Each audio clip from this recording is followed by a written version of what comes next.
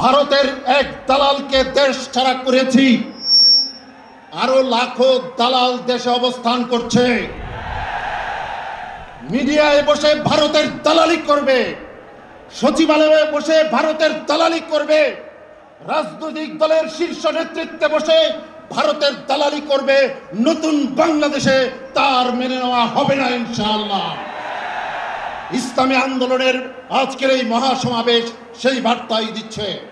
সংগ্রামী প্রিয় বন্ধুগণ, আজকের এই মহাসমাবেশের উপস্থাপনায় রয়েছি আমি শাহ ইফতেখার তারিক, কেন্দ্রীয় সাংগঠনিক সম্পাদক, ভারপ্রাপ্ত ইসলামী আন্দোলন বাংলাদেশ।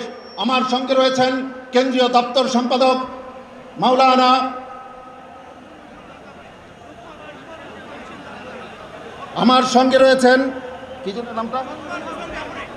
মাওলানা লোকমান জাফরি, কেন্দ্রীয় দপ্তর সম্পাদক ইসলামী আন্দোলন বাংলাদেশ।